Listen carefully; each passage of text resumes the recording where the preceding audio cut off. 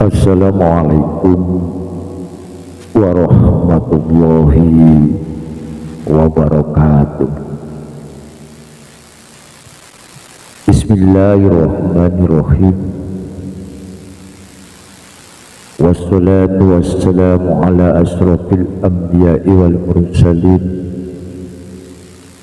ala sayyidina Muhammadin abdika wa rasulika ala nabil ummi wa ala alihi wa sahbihi ajma'in.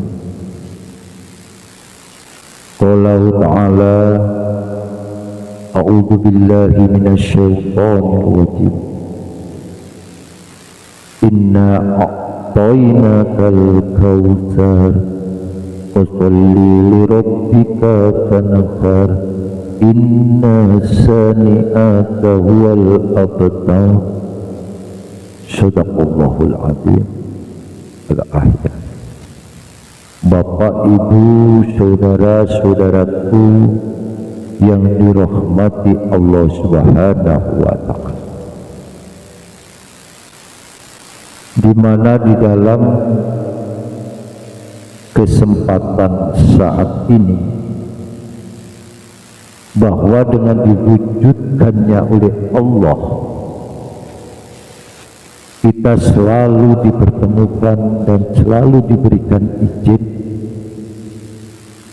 untuk selalu dalam rangka mengikuti salah satu kegiatan di dalam pengkajian tentang ilmu-ilmu Allah. Kenapa Daking katakan ilmu Allah? Seandainya manusia itu mempunyai ilmu, berarti tandanya merasa suatu kesombongan, yang pada hakikatnya manusia itu adalah tidak mempunyai ilmu sama sekali. Dari situlah Bapak, Ibu, dan saudara-saudaraku yang dimuliakan Allah, kesadaran di dalam jiwa kita akan menemui hal-hal yang sepatutnya kita menyadari bahwa ilmu itu adalah mutlak milik Allah. Maka disitulah Bapak Ibu, kita harus berterima kasih dengan karunia nikmat. Salah satu rezeki itu pun bentuknya ilmu itu juga rezeki dari Allah, yang mana kita telah dilahirkan dari yang tidak mengerti, dituntun diberikan petunjuk oleh Allah. Akhirnya kita bisa paham akan hal segala di dalam mengarungi perjalanan hidup ini, menghadapi di salah satu problema hidup ini, di situasi dan kondisi pun dengan nilainya ilmu Allah yang dipancarkan, yang diturunkan, yang diberikan kepada hamba Allah, akhirnya hamba Allah itu bisa mengerti. Disinilah Bapak Ibu penyadaran yang sangat tinggi bahwa ilmu itu tidak bisa kita gali sendiri, karena mutlak itu adalah yang maha ilmu itu adalah Allah. Dan dengan ilmu ini bisa mewujudkan suatu amalia seseorang. Karena apa? Amal seseorang tanpa didasari dengan ilmu ini pasti tidak akan menemukan suatu jawaban yang lebih ideal atau lebih positif. Contoh aja dah kita ambil, seandainya kita sebagai seorang yang membikin bata merah. Kan ada ya Bapak Ibu saudara-saudaraku yang pekerjaannya adalah membuat bata merah. Coba apa yang dipersiapkan terlebih dahulu? Pasti peralatannya. Setelah peralatan itu dan bahannya ada, kalau kita tidak dititipi oleh ilmu pengertian itu, bagaimana bisa kita menerjemahkan cara kinerja kita membuat bata merah itu? Di situ tidak akan terjadi. Mungkin kita bagaimana ini bata merah udah diaduk, terus di ngapain? Nah, di sini baru kita diberikan nul, namanya ilmu. Dan ilmu itu turun tanazul ya. Kalau secara medis adalah dengan saraf-saraf ini di dalam otak ini, ribuan saraf yang ada di diri kita mentransfer di situ, akhirnya kinerja satu antara lain mewujudkan dalam pengertian pemahaman. Akhirnya wujudnya suatu ilmu itu membawa kepada zahir, menzahirkan, menisbatkan kepada suatu amaliyah kita. Disitulah petunjuk Allah. Salah satunya membuat bata merah, akhirnya kita bikin dulu dah pakai kayu. Nah, ini juga ilmu. Nggak mungkin kita pakai lingkaran, ya nggak bisa jadi bata merah kalau begitu. Ya harus pakai kotak ya segi 4 baru ini tercipta, baru kita lanjutkan keadaan dalam prosesinya dibakar, baru jadi merah, dikatakan bata merah, baru itu kelanjutannya. Itu memerlukan suatu kinerja hidup kita sama. Kadang kala manusia dihadapkan suatu masalah, kalau tidak dengan ilmu kesadaran yang tinggi, ya mungkin emosional aja yang ada. Padahal emosional ini adalah ego yang ada di diri kita, di diri manusia sangat rendah Bapak Ibu. Ya, lebih baik kita menerjemahkan, lebih baik kita petunjuk.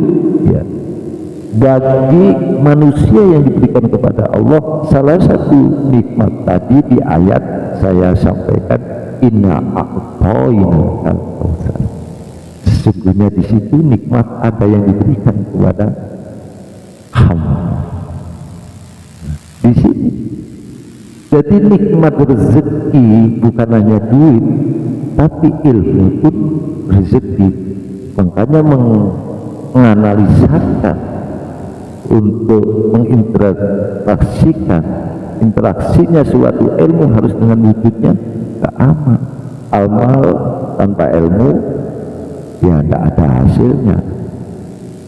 Ya, ada ilmu tidak mewujudkan kepada amal, ya nonsen, sama aja nul-nul. Ya, kalau mau sepak bola ini kosong-kosong, wasitnya yang menang nih.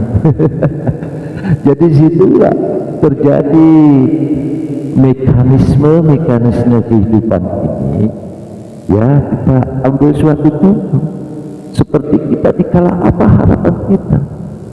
Harapan kita adalah meminta kepada Allah, minta kepada Allah, ihdinas siratal mustaqim. Kita sering mengikrarkan kalimat itu, ya Allah, tunjukilah aku akan jalan yang benar atau jalan yang lurus. Nah, yang dimaksud jalan yang lurus ini adalah jalan yang mana?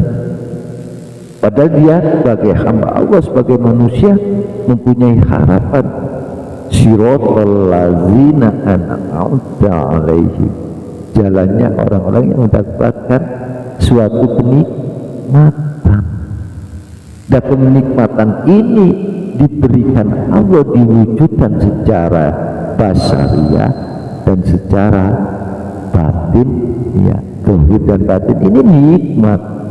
Ya, umpama deh kita ambil contoh di situ, kita umpama sebanyak apa nikmat yang diberikan Allah kepada kita terwujudnya diri kita. Umpama aja salah satu hilang di antara wujud-wujud yang ada di diri kita dengan harga nilai lain, mahal mana. Umpama ambil kita hilanglah bahasa apa ini? Nah, telinga aja lah satu hilang aja umpama.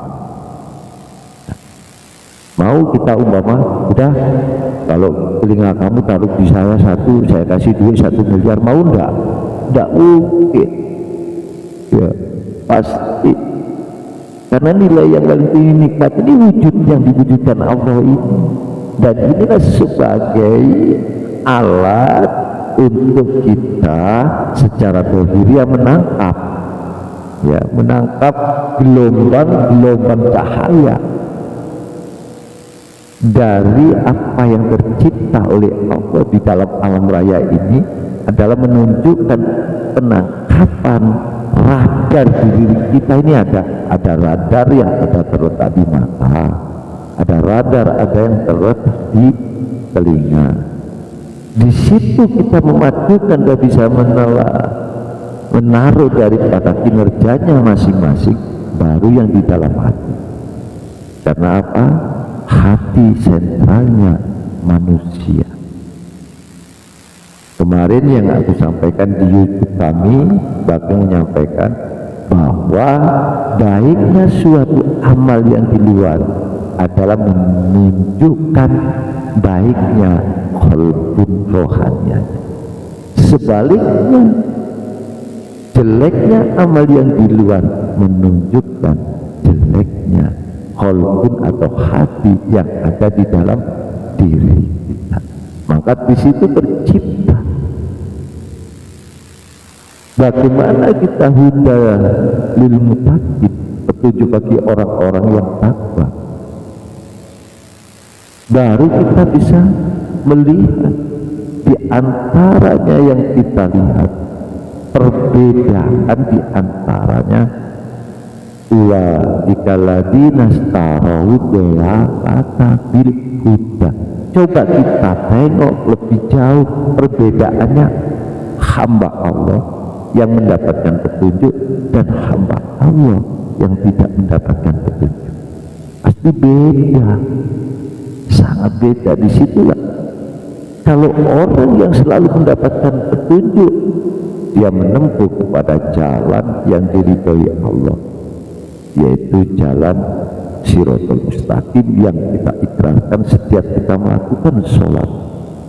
Berinteraksi antara kita kepada Sang Kholik inilah menunjukkan penghambaan diri.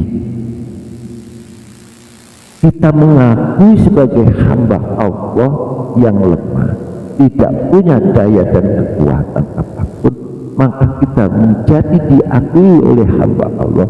Haruslah kita mengikuti aturan ajaran Allah. Apa aturan ajaran Allah? Adalah atas perintahnya. Dzalikal kitabu la raiba fihi hudal lil muttaqin. Tidakkah sudah jelas? Dzalikal kitabu la. Di situ tertulis di dalam perjalanan hidup kita ini mulai kecil sampai saat ini tertulis dzalikal kitabu la. Dalam arti kitab, kalau kita lihat dalam wahyu yang diberikan oleh Rasulullah adalah Al-Quran yang secara tersurat, tapi secara yang tersirat juga ada. Dia itu perjalanan hidup ini mulai kecil sampai saat sekarang kita ingat. Berarti sejarah hidup manusia ini adalah menulis perjalanan hidup kita. Maka tidak ada mungkin keraguan lah itu semuanya tercatat oleh Allah. Kandungan-kandungan di dalam perjalanan hidup ini selalu diberikan oleh Allah dengan bimbingannya, yaitu namanya ilmu. Nah, ilmu itulah yang bisa menerjemahkan setiap manusia di dalam peradaban kehidupan ini kesehariannya. Ditujukan kepada siapa? Contoh Al-Quran sebagai wahyu yang diberikan kepada Nabiullah Muhammad SAW menjadi panduannya. Jadi akhlak Rasulullah adalah akhlak Al-Quran. Nah, bagaimana kita sebagai umatnya kita mengikuti ittiba Rasul supaya kita mengikuti cara akhlak dia. Disitulah Bapak Ibu akhirnya kita bisa menerjemahkan kehidupan ini, menulis sejarah supaya sejarah kita ini paham, dan baik dan buruknya sejarah ini tergantung kepada kita. Mana hudalil mutakin, petunjuk ini bagi siapa? Bagi orang yang takwa Allah. Disitulah akhirnya penterjemahan hidup ini terjadi siklus di setiap hari, situasi dan kondisi kita selalu menghadapi dua hal.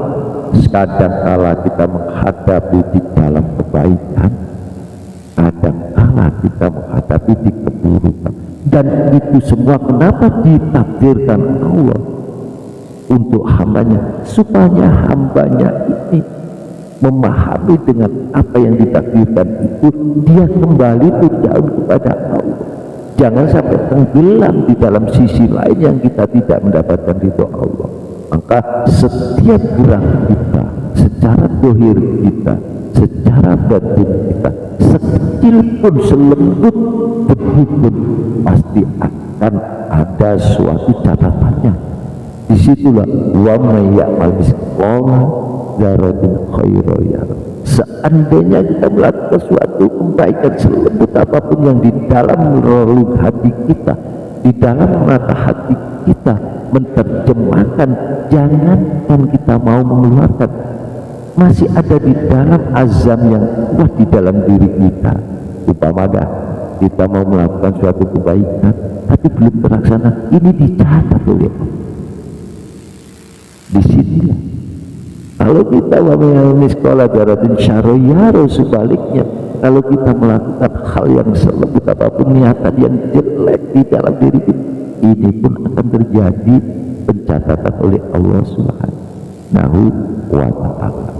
Padahal hakikatnya di dalam siklus baik dan buruknya manusia ini terpulang kepada diri kita, bukan Allah. Allahnya menunjukkan kamu mau melakukan baik silakan, kamu mau melakukan jelek silakan.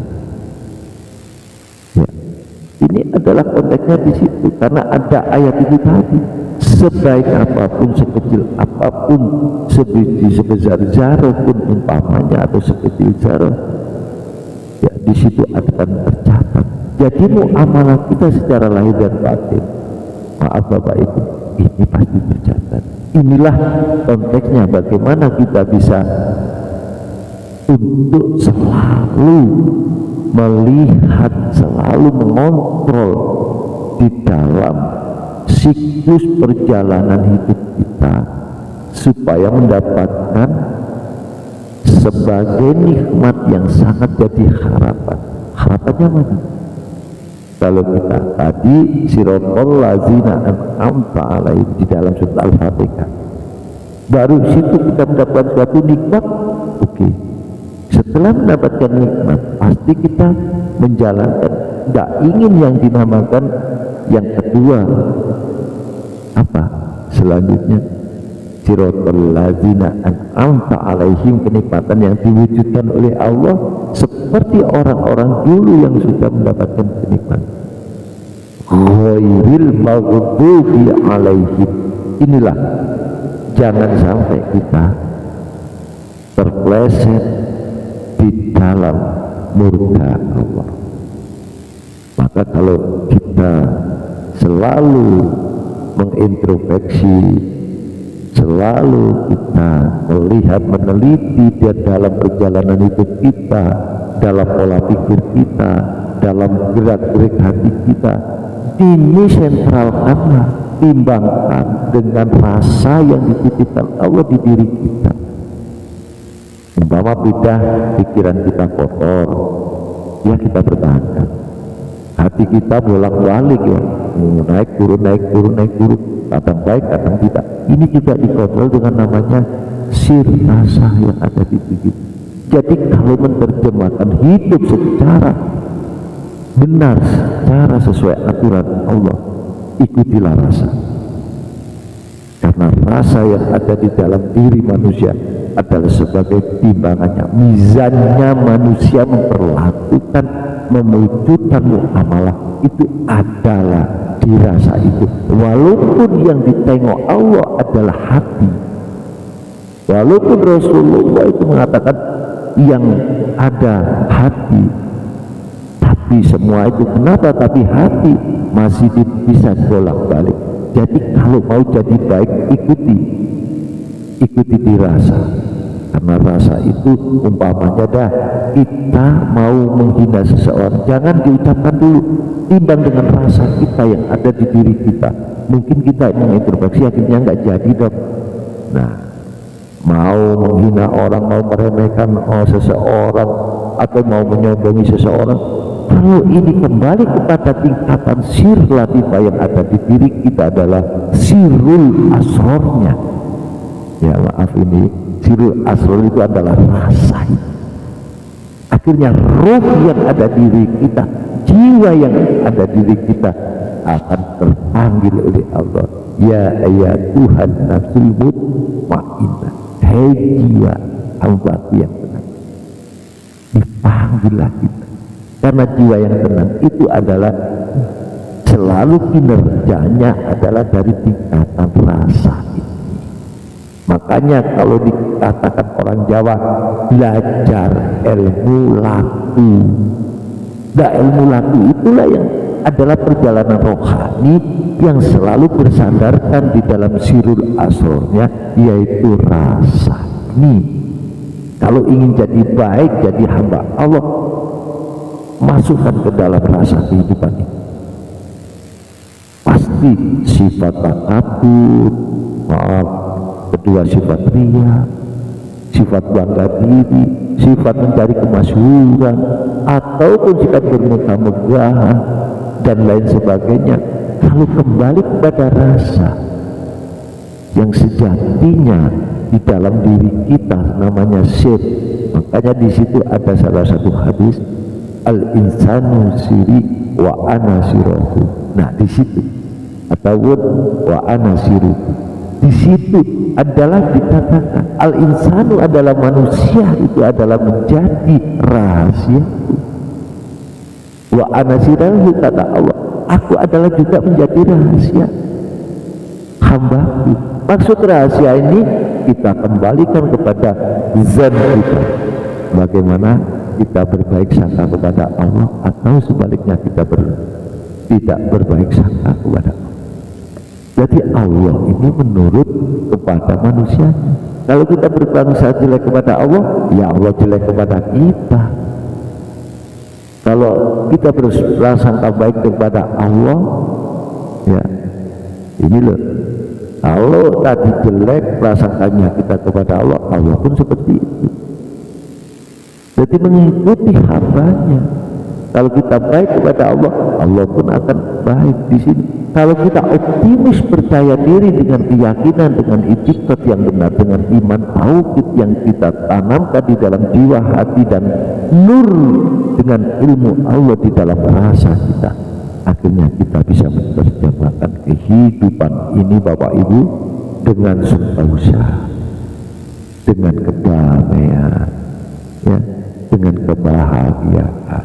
Akhirnya terjalinnya di situ nikmat-nikmat Allah, karunia-karunia Allah, fadl Allah, semuanya dicurahkan kepada hambanya, yang hambanya selalu menyambung tali asih kepada sesama.